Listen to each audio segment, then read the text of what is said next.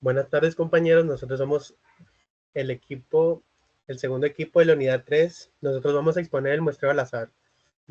Nuestra compañera Carla Valeria y su servidor, Yair Samael. Empecemos con una introducción histórica al muestreo al azar. Vamos a presentarles el mundo del muestreo al azar, un método fundamental en la estadística y en la investigación, desde sus orígenes históricos hasta sus aplicaciones contemporáneas. Así como el muestreo al azar ha evolucionado y transformado nuestra capacidad de comprender poblaciones complejas, a través de los conceptos clave, los personajes influyentes y los ejemplos prácticos que ilustran la importancia del muestreo probabilístico en diversas disciplinas. Orígenes del muestreo. Primeros registros históricos. Los primeros indicios de prácticas de muestreo se remontan a la antigüedad, aunque no en el sentido estadístico moderno, en la administración pública y el comercio. Se utilizaban técnicas rudimentarias para estimar cantidades o calidades de bienes. Sin embargo, el concepto de selección aleatoria como base para inferenciar estadísticas precisas aún es desconocido. Estos primeros registros históricos nos brindan una valiosa perspectiva sobre la evaluación gradual del pensamiento estadístico. O sea que desde hace mucho la gente ya usaba el muestreo al azar, pero no sabían que lo estaban usando en sí. Solo lo ponían en práctica. Como por ejemplo en Grecia, se usaban sorteos para seleccionar ciudadanos para ocupar cargos públicos, pero no sabían que estaban utilizando el muestreo al azar. En Roma, los censos recolectaban información de la población, aunque no se basaban en técnicas de estadísticas avanzadas. O sea que el muestreo al azar se viene viendo desde hace mucho tiempo. Carl Friedrich Gauss y el desarrollo matemático del muestreo. Carl Friedrich Gauss, un gigante de las matemáticas, realizó contribuciones significativas que sentaron las bases para el desarrollo del muestreo. Su trabajo en la teoría de errores y la distribución normal proporcionó herramientas esenciales para comprender la variabilidad inherente en las muestras. Aunque Gauss no se centró directamente en el muestreo, sus ideas matemáticas fueron cruciales para el avance posterior de la estadística inferencial y la justificación teórica del muestreo aleatorio. Y aquí podemos observar lo que contribuyó él, lo más importante, que es la teoría de errores, la distribución normal y el impacto indirecto. Carl Friedrich Gauss nació en Alemania en 1777. Desde niño mostró una inteligencia excepcional. De hecho, no sé si han visto un reel donde hay un niño que le pregunta al profesor. Lo sorprendió porque el maestro Carl Friedrich Gauss sumó los números del 1 al 100 en segundos. Pues ese niño era él, Carl Friedrich Gauss. Evolución del muestreo aleatorio en el siglo XIX. El siglo XIX fue testigo de avances importantes en la teoría y la práctica del muestreo. Surgieron métodos más sistemáticos para la selección de muestras, aunque todavía se aplicaban rigurosamente el principio de la aleatoriedad. Los estudios sociales y económicos comenzaron a emplear encuestas para recopilar datos, lo que impulsó la necesidad de técnicas de muestreo más confiables. Este periodo marca una transición gradual hacia el enfoque moderno del muestreo probabilístico. Métodos sistemáticos, estudios sociales, transición gradual. O sea que para el siglo XIX ya se usaban métodos más sofisticados de probabilidad. Aquí en este año ya se usaban encuestas y ya se seleccionaban grupos más organizados y ya se daban unidad de lo que era el muestreo probabilístico. Contribuciones de Ronald Fisher y la estadística moderna. Ronald Fisher revolucionó la estadística con sus innovadoras ideas sobre el diseño de experimentos y la inferencia estadística.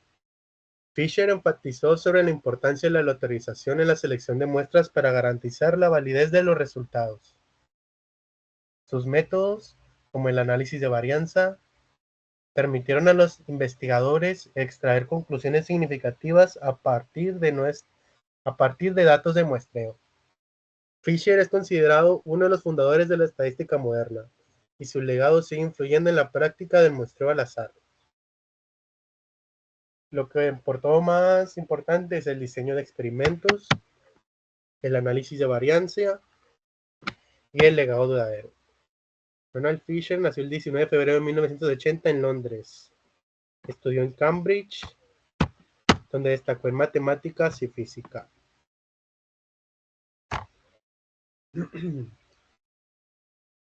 Tipos fundamentales de muestreo aleatorio. Esto es muy importante. Existen varios tipos de muestreo aleatorio, cada una con sus propias características y aplicaciones. El muestreo aleatorio simple otorga a cada elemento de la población la misma probabilidad de ser seleccionado. El muestreo estratificado divide la población en subgrupos y luego selecciona aleatoriamente de cada estrato. El muestreo connumerado divide la población en grupos y luego selecciona aleatoriamente grupos conglomerados para su estudio completo. La elección del método apropiado depende de los objetivos de la investigación y la estructura de la población. Bueno, voy a explicar cada uno de estos tres métodos para que se entienda mejor. Empezamos con el simple. El muestreo aleatorio simple. Un ejemplo de esto es de que en una universidad quiere estudiar los hábitos de lectura de los estudiantes de una universidad de 10,000 alumnos. ¿Qué se hace en el muestreo aleatorio simple? Se asigna un número a cada estudiante primero, y luego se usa un generador de números aleatorios para seleccionar 500 estudiantes, y entrevista solo a los seleccionados. O sea que se enumeran todos los estudiantes y se eligen 500 aleatoriamente. Eso es el muestreo aleatorio simple. Ahora pasamos con el muestreo aleatorio, perdón, el muestreo estratificado. El ejemplo de este muestreo estratificado, supongamos que se decide encuestar a 600 estudiantes. Para que la muestra sea representativa, se toma un número proporcional de estudiantes en cada facultad.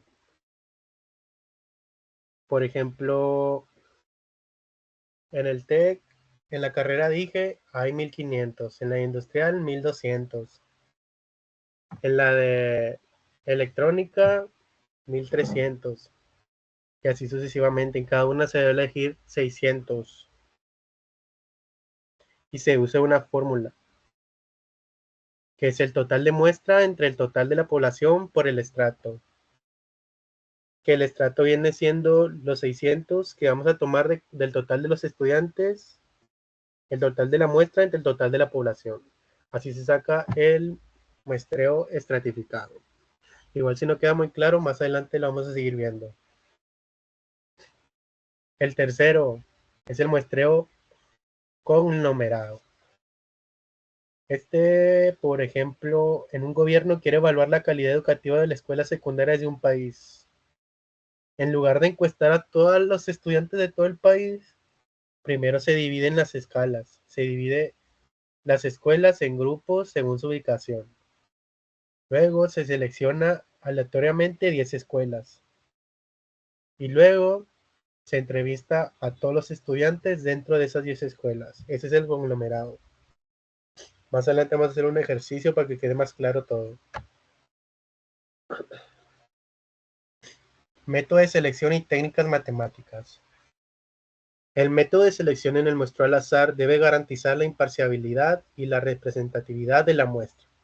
Se utilizan técnicas como la tabla de números aleatorios o los generadores de números aleatorios computacionales para seleccionar elementos de la población sin sesgo. ¿Qué quiere decir sin sesgo? Sin errores. Las técnicas matemáticas, como la estimación de intervalos de confianza y las pruebas de hipótesis, permiten cuantificar la incertidumbre asociada con las inferencias basadas en la muestra. Un conocimiento sólido en las técnicas esenciales para interpretar correctamente los resultados del muestreo. O sea, esto quiere decir que hay muchas formas de, de elegir números al azar, como en un sorteo, en una rifa de que hacen ahora actualmente, que hacen un video en vivo y luego hacen ahí la rifa, eligen un número al azar. Ese es un método de selección y técnicas matemáticas. Pero también hay tablas aleatorias, intervalos de confianza y pruebas de hipótesis. Un ejemplo práctico. Este es un ejemplo práctico nomás así para verlo. Ejemplo práctico, muestreo en una investigación demográfica. Imaginen que queremos estimar los ingresos promedios en los hogares en una ciudad. Debido a la imposibilidad de encuestar a todos los hogares, recurrimos al muestreo aleatorio, lo que ya habíamos platicado. Es el más fácil. Utilizamos un muestreo estratificado, dividiendo la ciudad en barrios según su nivel socioeconómico. Luego, seleccionamos aleatoriamente un número proporcional de hogares de cada barrio. Tras la recolección de datos y el análisis estadístico, obtenemos una estimación del ingreso promedio con un margen de error conocido. Este ejemplo ilustra cómo el muestreo al azar nos permite obtener información valiosa sobre la población grande sin necesidad de un censo completo. Y pues sí, en vez de quebrarnos la cabeza eh, investigando dato por dato, miles de datos, se usa el muestreo aleatorio, junto con el muestreo estratificado y el conglomerado, dependiendo de lo que vayamos a investigar.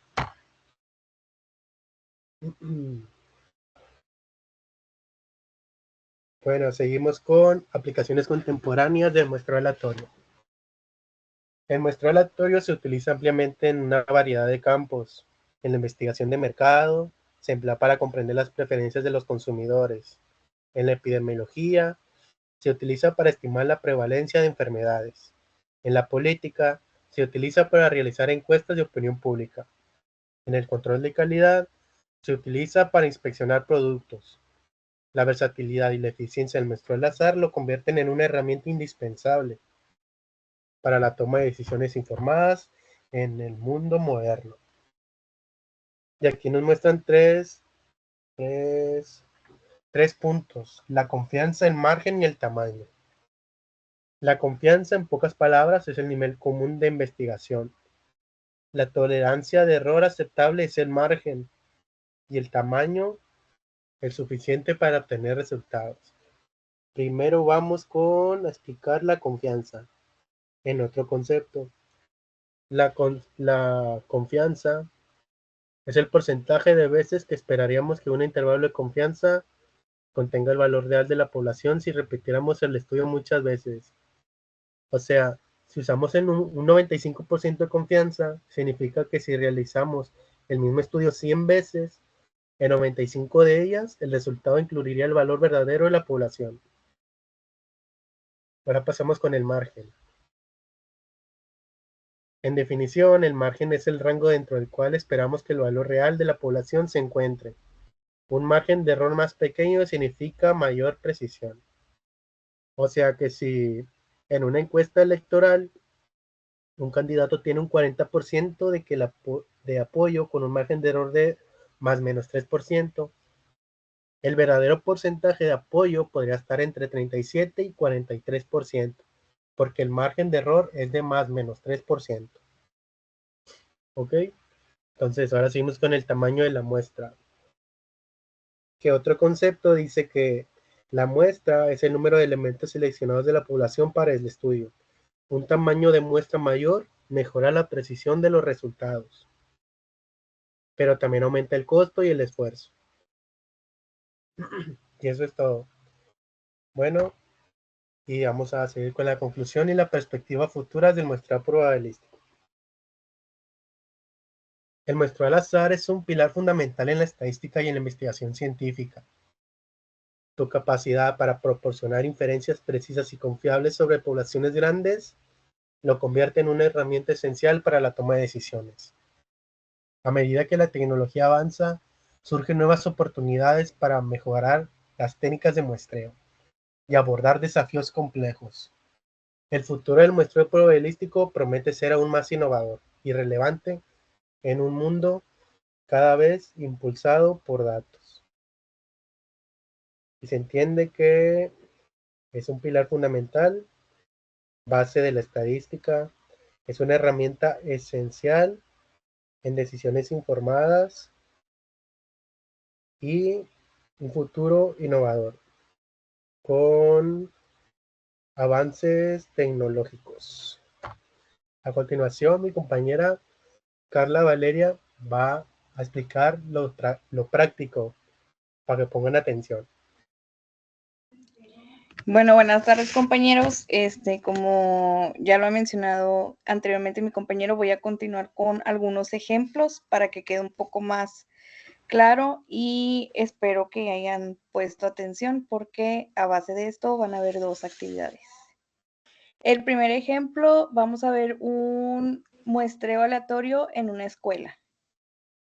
Voy a empezar a leer el texto que dice, imagina que en una escuela hay 500 estudiantes y quieres hacer una encuesta para saber cuál es su comida favorita. Como es muy difícil preguntarles a todos, decide seleccionar 50 estudiantes al azar para representar a toda la escuela. Aquí se los dividí en pasos. El paso número 1 es definir la población. En este caso, la población son los 500 estudiantes de la escuela. Nos pasamos al 2, que es determinar el tamaño de la muestra, la cual nosotros decidimos que solamente serán a 50 estudiantes. Como paso número 3, elegir la muestra al azar para que todos tengan la misma oportunidad de ser seleccionado. Se puede hacer escribir los nombres de todos en papelitos, meterlos en una caja y sacar 50 al azar, usar una lista de estudiantes o elegir 50 números al azar con una calculadora o una app de números aleatorios. Este ejemplo, para ponérselo a ustedes un poco más fácil, es como cuando el maestro nos empieza a preguntar por número de lista, cuando los compañeros estén exponiendo o en cualquier situación. A eso se refiere, eso también lo podríamos tomar como un muestreo aleatorio. ¿Por qué? Porque todos somos, pues sí, o sea, todos estamos dentro de ser seleccionados, ya sea para responder una pregunta o para anotar una participación.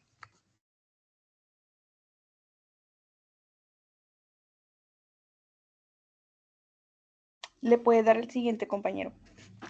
¿Por qué es un muestreo al azar? Porque todos los estudiantes tienen la misma probabilidad de ser seleccionados sin importar su edad, grado o amigos, como ahorita se los estaba comentando. ¿Y para qué nos sirve? El muestreo aleatorio es útil porque nos permite obtener resultados representativos sin preguntar a toda la población, ahorrando tiempo y esfuerzo. Aquí también se los voy a hacer por pasos. El número 1 es aplicar la encuesta. Hay que preguntar a los 50 estudiantes seleccionados cuál es su comida favorita y anotar su respuesta. Supongamos que los resultados fueron los siguientes. 20 estudiantes escogieron pizza, 15 hamburguesas, 10 dijeron tacos y 5 sushi. Como paso número 2, para tener más visibilidad, organizamos los datos en una tablita, como lo pueden ver aquí.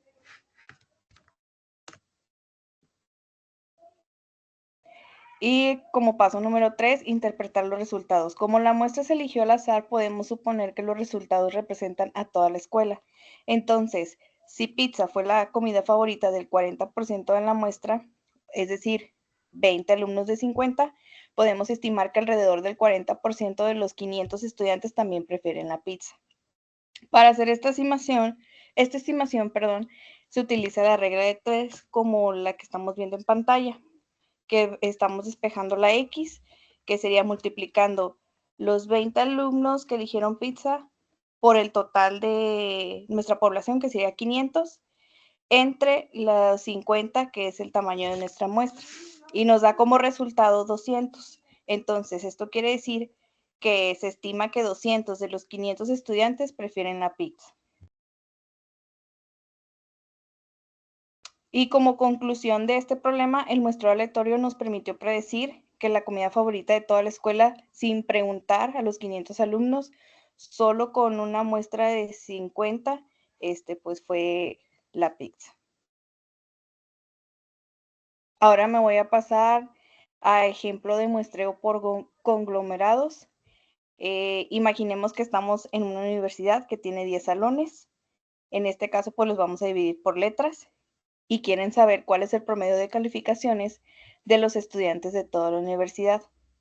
Como es difícil encuestar a todos los estudiantes, la universidad decide usar muestreo por conglomerados. Los conglomerados serán los salones porque ya están formados por grupos naturales de estudiantes.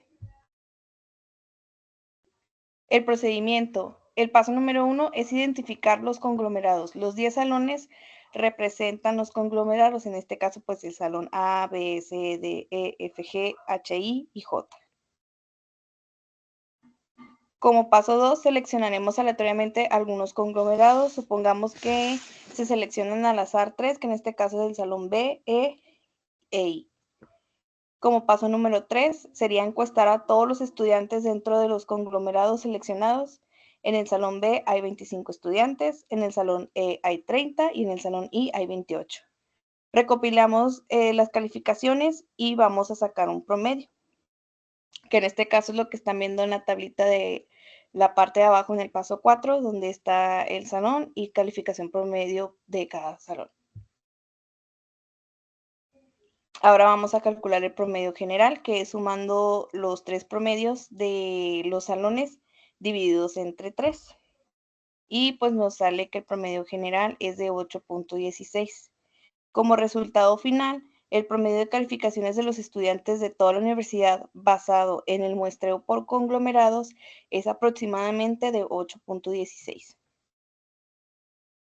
¿Por qué se llama muestreo por conglomerados? Como ya lo había mencionado el compañero anteriormente, porque en lugar de seleccionar estudiantes individualmente, se seleccionan grupos completos.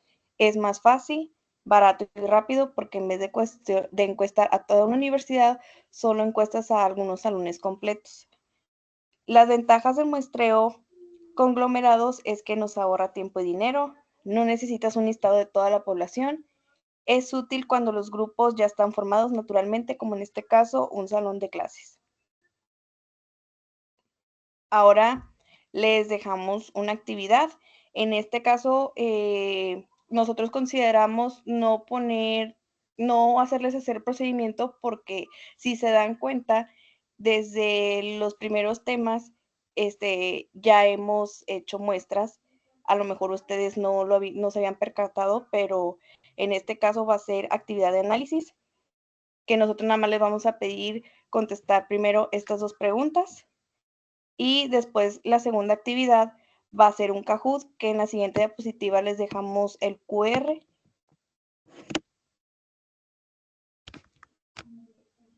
En donde les pedimos registrarse con su nombre y estará habilitado hasta las 11 de la noche para que todos puedan participar. Y acuérdense que los primeros 5 pues se llevan la participación, entonces pues ojalá y le echen muchas ganas. Y ya sería todo por nuestra parte y les agradecemos su atención.